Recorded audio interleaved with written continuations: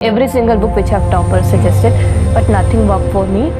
I was like कि नहीं होगा छोड़ देते हैं, नहीं हो रहा है तो क्या फ़ायदा इनको दोबारा पढ़ने से। I would like to thank Study IQ. I got connected to Study IQ.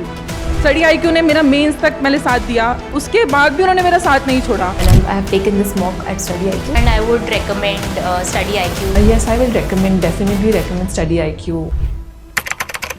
Hello everyone. Vishakha's $120 billion dream that India's next global economic hub. क्या मतलब है इसका? कहाँ है विशाखा इकोनॉमिक रीजन? क्या है ये? कौन से स्टेट में है? आज इस सब के बारे में चर्चा करेंगे। बट एक बार सोच के देखो कि क्या वजह रही है कि दुबई इतना डेवलप किया, क्या वजह रही कि शंघाई इतना डेवलप किया?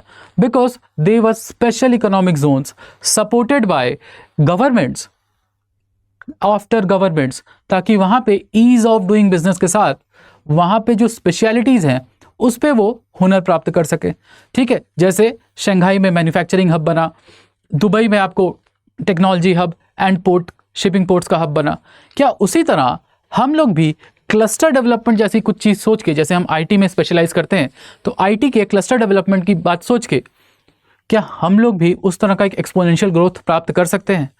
तो इसी के ऊपर आज चर्चा करेंगे कि कैसे आंध्र प्रदेश में सीएम चंद्रबाबू नायडू ने एक नया प्रोजेक्ट शुरू किया है जिसमें 8 डिस्ट्रिक्ट आते हैं और उन 8 डिस्ट्रिक्ट को एक साथ डेवलप करना with state and private finances, so that we will see, ताकि उसके साथ साथ आपकी जो करंट इकोनॉमी है उन 8 रीजन्स की $49 बिलियन से बढ़ के $120 बिलियन हो जाए बाई जस्ट 2032। सोच के देखो ये बात, आज 2025 है, यानी फाइनेंशियल ईयर 2026 चल रहा है। तो आने वाले मात्र 7 सालों में, in just 7 years, he wants to like triple the economy from these 8 reasons. बहुत बड़ा प्रोजेक्ट है ये। कैसे ये पूरा हो सकता है, क्या इसमें रोड ब्लॉक्स हैं, ये सब जानने की कोशिश हम लोग करेंगे। सो वेलकम एवरीवन, मेरा नाम है Rishabh and I am economics optional faculty है। तो आज हम चर्चा शुरू करते हैं अपनी VER को लेकर, not version but Visakha economic region. कहाँ है ये विशाखा इकोनॉमिक रीजन और कैसे आप इसको समझने के लिए थोड़ा इमेजिन कर सकते हैं दिल्ली NCR का रीजन। तो दिल्ली NCR यानी दिल्ली और उसके अराउंड के 8 डिस्ट्रिक्ट, ठीक है, ताकि सारा लोड दिल्ली के ऊपर ना हो बल्कि जो आसपास के रीजनल आपके शहर हैं उनका भी डेवलपमेंट हो सके और दिल्ली के ऊपर से लोड कम हो सके। जैसे नोएडा हुआ, ग्रेटर नोएडा, आपका गाज़ियाबाद, गुड़गांव, फरीदाबाद, इस टाइप से। उसी तरह विशाखापट्टनम को एज अ बेस बना के, बिकॉज विशाखापट्टनम की कुछ अपनी खासियतें हैं जो हम आगे देखेंगे, पोर्ट सिटी भी है वो, तो उसको बेस बना के उसके अराउंड 8 डिस्ट्रिक्ट को एक साथ डेवलप करना है with connectivity, with huge investments from private and public sector and also skilled labour. ठीक है, तो क्या क्या है? Target economy $120 billion, job creation 2.4 million plus, यानी 24 लाख से ज़्यादा जॉब्स इन्हीं जगह पे। उसके साथ साथ आपको कोर आइडिया बता दें कि एक self sustaining, industrial, ease of doing business, high skilled labour and technology hub, so that the quality of life can improve for the people of Andhra Pradesh and overall of India. ठीक है, कैसे historical perspectives क्या है, why CM Chandrababu Naidu is known for all these things with greater capital investment, तो इन सब के बारे में हम चर्चा करते हैं। और क्या इस मॉडल को दोहराया जा सकता है भारत में कहीं और, इन सब के बारे में भी बात करेंगे। सो आगे बढ़ने से पहले let me remind you that our P2I batch is launching. ठीक है, प्रतिज्ञा बैच हमारा लॉन्ग टर्म बैच है फॉर 2026 एंड 2027 पीपल। तो अगर आप GS यानी जनरल स्टडीज़ पढ़ना चाहते हैं तो ये बैच आपके लिए हो सकता है। अभी हमारी ग्रेट लर्निंग फेस्टिवल भी चल रहा है 15 जून तक। So you can purchase this course, just use the code HS Live, short for high score live. High score चाहिए तो HS Live कोड लगाओ और अपना प्रतिज्ञा बैच यानी GS बैच में अपने आप को रजिस्टर कराओ। बट एक बात और याद दिला दे कि हमारा इकोनॉमिक्स ऑप्शनल का जून बैच जो है वो भी बंद हो रहा है 16 जून को। तो अगर आपने अभी तक ऑप्शनल चूज नहीं किया है और एक high scoring, less rote learning यानी रटना ना हो, जिसमें हाई स्कोरिंग हो और एनालिटिकल हो, ऐसा आपको ऑप्शनल चाहिए जिसको UPSC भी कहता है कि पिछले 10 साल का टॉप 3 ऑप्शनल है। मतलब यहाँ पे हाई स्कोर्स भी आते हैं और percentage of people getting selected वो भी हाई है। तो इकोनॉमिक्स ऑप्शनल आपके लिए हो सकता है अगर आपको इकोनॉमिक थ्योरीज, इकोनॉमिक ट्रेड और ग्लोबल कॉन्फ्लिक्ट की वजह से ट्रेड में आने वाला डिसरप्शन, ये सब में इंटरेस्ट है तो ये ऑप्शनल आपका हो सकता है।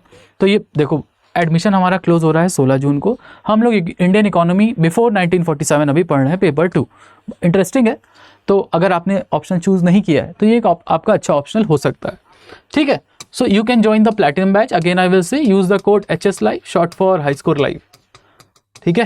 हाई स्कोर्स के लिए लगाओ HS Live। प्लैटिनम बैच में आपको लाइव क्लास मिलेगी, मेंटरशिप मिलेगा, PYQs मिलेंगे, टेस्ट सीरीज मिलेगा।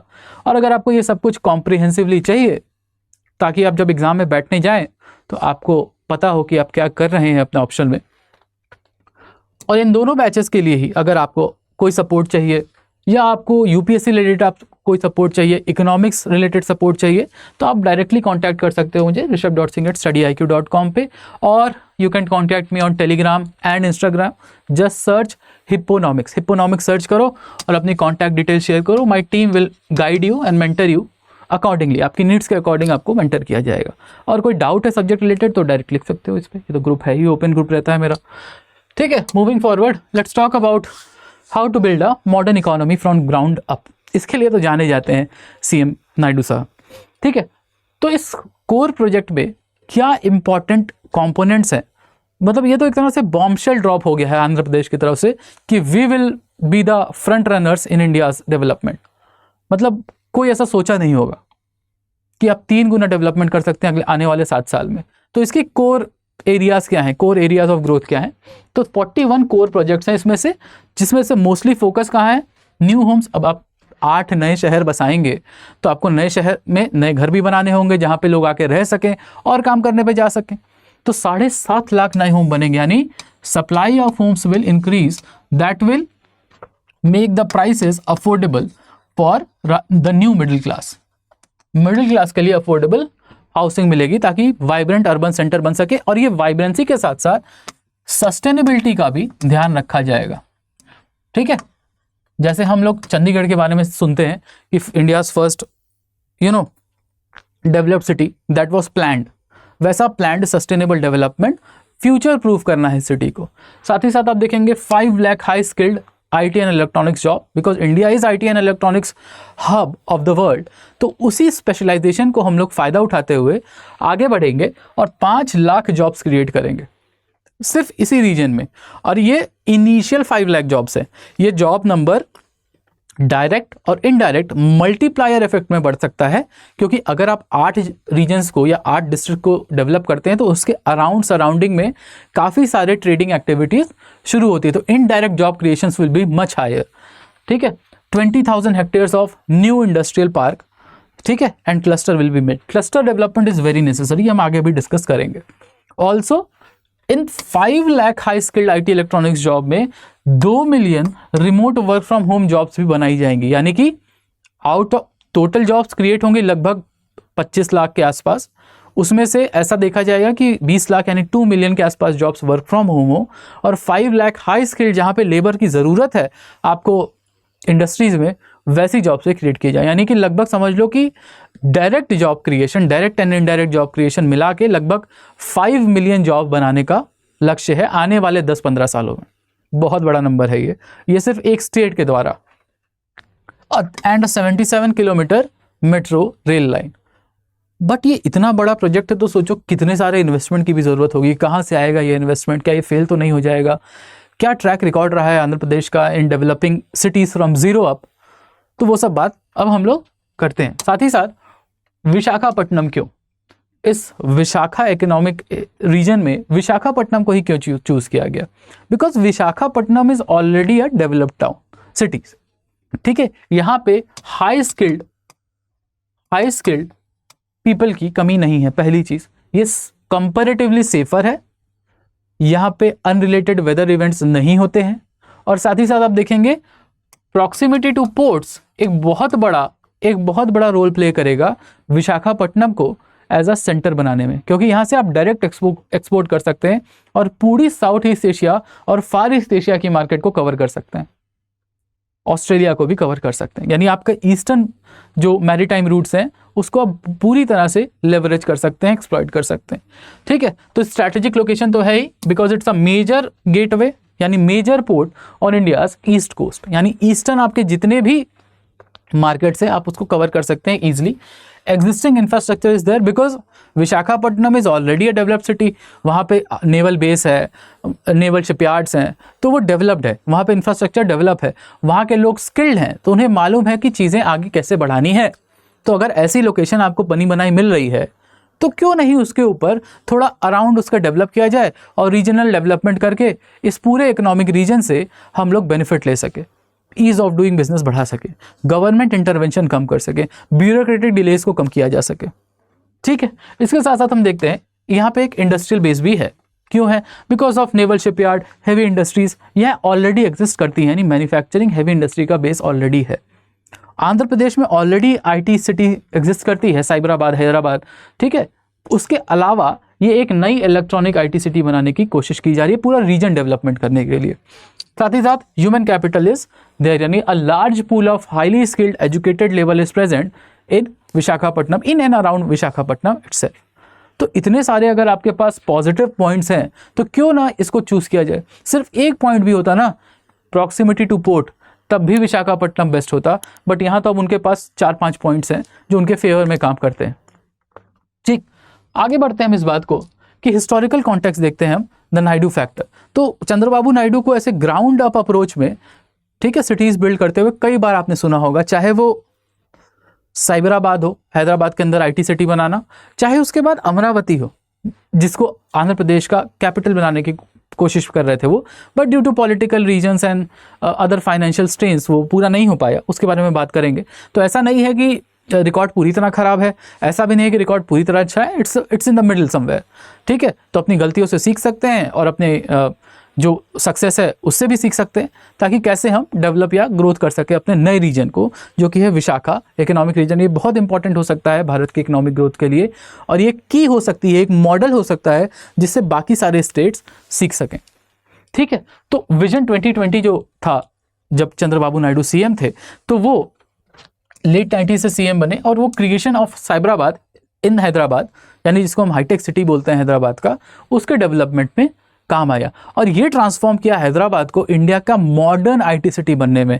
यानी वर्ल्ड की जो बड़ी बड़ी एमएनसीज थी जैसे माइक्रोसॉफ्ट, उन्होंने अपना चूज़ किया सेंटर बनाना हैदराबाद पे, क्योंकि यहाँ पे प्राइवेट इन्वेस्टर को साथ लेके या प्राइवेट इन्वेस्टमेंट को साथ लेके डेवलपमेंट किया गया था।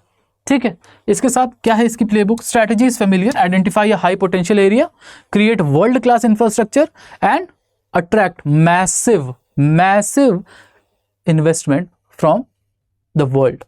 ना सिर्फ डोमेस्टिक प्राइवेट इन्वेस्टमेंट बल्कि ग्लोबल फाइनेंशियल इन्वेस्टमेंट को अट्रैक्ट करना है, क्योंकि हम अच्छी फैसिलिटी दे रहे हैं तो आप यहाँ आ सकते हैं। ठीक है, बट जो आपका विशाखा इकोनॉमिक रीजन है वो इससे भी 10 गुना बड़ा है। ठीक है, क्योंकि साइबराबाद और IT city, hitech city is a place, is a IT park, is a special economic zone inside Hyderabad district, but ये तो विशाखापट्टनम एंड अराउंड 8 डिस्ट्रिक्ट है, यानी कि लगभग 10 गुना ज़्यादा बड़ा है ये जो विजन लेके चल रहे हैं अब चंद्रबाबू नायडू। बट ऐसा नहीं है कि साइबराबाद बना लिया तो फेलियर्स नहीं हुए, failures were also there.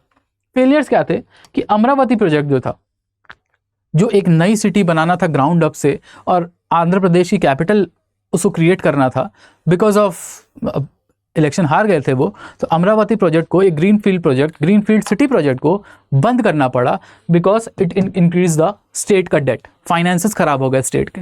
State finances अगर खराब होंगे तो फिर बंद तो करना ही पड़ेगा। Plus political reasons were there, भाई चुनाव हार गए, कोई नई पार्टी आ गई तो उन्होंने बंद कर दिया। अगर काम होता रहता तो हो सकता है कि आज हम अमरावती सिटी भी देख रहे होते। ठीक है, Amravati has its own historical significance. ठीक है, तो अमरावती प्रोजेक्ट में यहाँ पे ग्रीनफील्ड कैपिटल सिटी बनानी थी आंध्र प्रदेश की, जब से आंध्रा और तेलंगाना अलग हुए थे तब। ठीक, बट फंडिंग चैलेंजेस रहे, लैंड एक्विजिशन का इशू रहा, plus many political problems were there, तो ये प्रोजेक्ट कभी पूरा हो नहीं पाया। ऐसे बहुत सारे प्रोजेक्ट हैं इंडिया में, लोनावला है और बहुत सारे हैं। ठीक है, स्टेट फाइनेंसेस की अगर बात करें तो आंध्र प्रदेश का जो डेट है वो अनसस्टेनेबल लेवल्स पे बढ़ गया था, just because of one city development, जो उनका पेट प्रोजेक्ट था कि हम इसको डेवलप करेंगे as the capital city of Andhra Pradesh. Also हम देखते हैं कि अगर एक बार का धोखा खाए हुए हैं, आंध्र प्रदेश के पास पैसा तो है नहीं, because they are using debt previous debt जो था स्टेट के कैपिटल बढ़ाने में वो भी वापस करना है। तो ये $100 बिलियन के लिए ये इन्वेस्टमेंट आएगा कहाँ से? Where will the investment come from? तो हम देखते हैं कि इन्वेस्टमेंट हेविली रिलाई करता है प्राइवेट प्लेयर्स और इंटरनेशनल प्लेयर्स को साथ लाने में, कि we will make a city for you but you will have to invest with अस।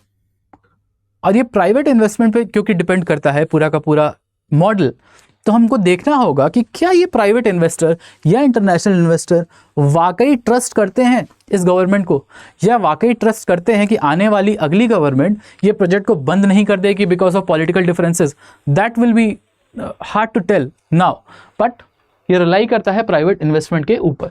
ठीक है, तो कुछ हमारी ग्लोबल इंस्पिरेशंस होंगे। ग्लोबल इंस्पिरेशंस बोले तो कि कुछ ऐसा होगा जिसको ध्यान में रख के इतना बड़ा प्रोजेक्ट को लॉन्च किया गया है। तो दो हम एग्जांपल ले लेते हैं, एक है ये शेंजन चाइना का और एक है जावजा एयरपोर्ट, मतलब वो पोर्ट को जो अपना दुबई का है। तो आप देखते हैं कि शेंजन रीजन जो है चाइना में, ये model high tech low cost product बनाने के लिए जाना जाता है। क्यों? क्योंकि यहाँ पे सरकार ने काफ़ी सहूलियतें दी। ठीक है, किसको? प्राइवेट इन्वेस्टमेंट को ईज ऑफ डूइंग बिजनेस दिया, चीपर लोन्स दिए, लैंड रिफॉर्म्स किए, सस्ती दरों पे लैंड दिया गया, जो कि सबसे बड़ा प्रॉब्लम है इंडिया में, the lack of land reforms. तो लैंड एक्विजिशन की जो प्रॉब्लम अमरावती में थी वो यहाँ भी होगी। इसको कैसे डील करती है government? Now the government has to look for it. Government को ईज ऑफ लैंड एक्विजिशन करना ही होगा। अगर प्राइवेट प्लेयर नहीं लैंड ले पा रहा है तो government should create a land bank, क्योंकि सबसे बड़ी प्रॉब्लम वहीं आती है, लैंड रिफॉर्म्स का प्रॉब्लम। ठीक है, तो यहाँ पर भी क्या किया गया? फॉरेन एक्सपर्टीज को और फॉरेन मैन्युफैक्चरिंग को अट्रैक्ट करने के लिए ईज ऑफ डूइंग बिजनेस दिया गया। यही चीज़ जब VER में आएगी, यानी विशाखा इकोनॉमिक रीजन में आएगी, तो हम इलेक्ट्रॉनिक्स और IT के साथ करेंगे, जो शेंजन रीजन में मैन्युफैक्चरिंग के साथ किया गया, यानी हार्डवेयर मैन्युफैक्चरिंग के साथ किया गया। अब अगर हम दुबई की बात करते हैं तो Dubai ease of doing business, special economic zone और साथ ही साथ world class port services provide करता है, सो दैट जो कंटेनर मूवमेंट है या लॉजिस्टिक्स मूवमेंट है उसका सेंट्रल हब बन सके दुबई, सेंट्रल हब। और इस बात का फ़ायदा उठाया है दुबई ने और सेंट्रल हब बन के दिखाया है। और इसी के साथ साथ क्योंकि एक रीजन में उन्होंने बेहतर ईज ऑफ डूइंग बिजनेस दिया, तो उसकी वजह से पूरा दुबई डेवलप होने में काफ़ी हेल्प मिली है, काफ़ी हेल्प मिली है इस बात से। तो इन दोनों चीज़ों से हम सीख सकते हैं, क्योंकि हमारे पास दोनों एक्सपर्टीज़ है विशाखापट्टनम में। क्या क्या है कि हम मैन्युफैक्चरिंग हब बन सकते हैं, यानी रीजनल डेवलपमेंट कर सकते हैं इलेक्ट्रॉनिक्स और IT का, और साथ ही साथ क्योंकि विशाखापट्टनम का पास एक पोर्ट है, तो उस पोर्ट सिटी को इंटरनेशनल प्लेयर्स और प्राइवेट प्लेयर्स के साथ मिलकर एक बड़ा पोर्ट बनाया जा सकता है, जहाँ पे लॉजिस्टिक सपोर्ट दिया जा सके और एक ग्लोबल सप्लाई चेन हब का पार्ट बनाया जा सके विशाखापट्टनम पोर्ट को। इन दोनों स्टडीज से हम लेवरेज ले सकते हैं। ठीक है, तो हम विशाखापट्टनम के कौन से पोर्ट को डेवलप करेंगे? भोगमपुरम पोर्ट को। ठीक है, तो कोर आइडिया क्या है? Cluster development theory. Cluster development theory क्या कहती है कि similar type of sectoral development करना चाहिए और similar type of sectoral development में इन्वेस्ट करना चाहिए इन अ क्लस्टर और इन अ रीजन। तो एक रीजन में सिमिलर टाइप ऑफ ग्रोथ अगर होगी तो इन्वेस्टमेंट जो रिक्वायरमेंट होगी वो ज़्यादा प्रोडक्टिविटी प्रोवाइड करेगी। कि एक ही जगह आप सिमिलर टाइप की चीज़ों में इन्वेस्ट करेंगे, तो जैसे मान लो कि 10 कंपनीज आपने खोली और इन्वेस्ट किया, तो ज़्यादा इस बात का श्योरिटी रहेगा कि उसमें से उस 10 में से कम 7 या 8 कंपनीज चल जाएंगी।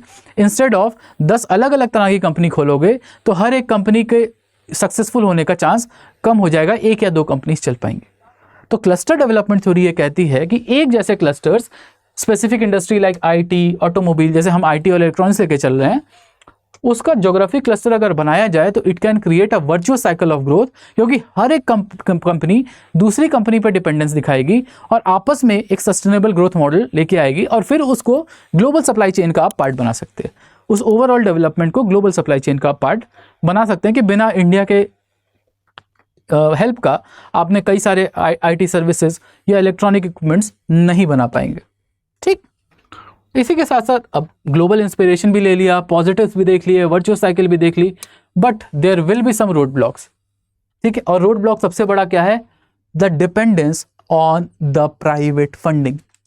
The dependence on the private funding, क्योंकि हमारी डिपेंडेंस है तो हमको अब प्राइवेट प्लेयर्स को या इंटरनेशनल प्लेयर्स को ये कन्विंस करना है कि no matter which government is there, the government will always support this Visakha economic region so that कि लॉन्ग टर्म इन्वेस्टमेंट करने के लिए अगर प्राइवेट प्लेयर आ रहा है तो वो लॉन्ग टर्म ग्रोथ भी देख रहा है, वो लॉन्ग टर्म प्रॉफिट्स भी देख रहा है। बट अगर ये बार बार आए कि देखो गवर्नमेंट बदलेगी तो फिर इन लोग की इंडस्ट्रियल पॉलिसी चेंज हो जाएगी, this to and fro of industrial policy reduces the development, reduces the investment. तो सबसे पहले तो ये ट्रस्ट फैक्टर डेवलप करना होगा कि ये जो विशाखा इकोनॉमिक रीजन का मॉडल है दैट विल बी परपेचुअल, हमेशा चलेगा ये, no matter what the politics is. ठीक है, तो सबसे पहली बात है फंडिंग। तो securing billions in private funding in a competitive global market, ठीक है, इज द बिगेस्ट चैलेंज। उसके बाद आता है जो हमने बोला land reform. Because of lack of land reforms acquiring this 1 lakh एकड़ of land will be very tough, क्योंकि सबकी अपनी अलग अलग डिमांड होगी, आप सबकी डिमांड पूरी नहीं कर सकते। कोई किसी बात के लिए लड़ रहा होगा, कोई किसी बात के लिए कोर्ट केस कर देगा। तो आप कैसे लैंड रिफॉर्म्स लाके या कैसे आप अपनी जनता को कॉन्फिडेंस में लेते हैं so that your land acquisition becomes smoother, that we will have to see. और उसके साथ साथ क्योंकि आप 8 नए सिटीज ग्राउंड अप बना रहे हैं तो you will have to cut trees, you will have to relocate the animals। तो बहुत सारे environmental challenges भी रहेंगे इस rapid industrialization की वजह से। अब नई बिल्डिंग्स बनेंगी तो धूल होगा, pollution होगा, कई सारी चीज़ें होंगी, तो environment sustainability का भी थोड़ा सा खतरा रहेगा।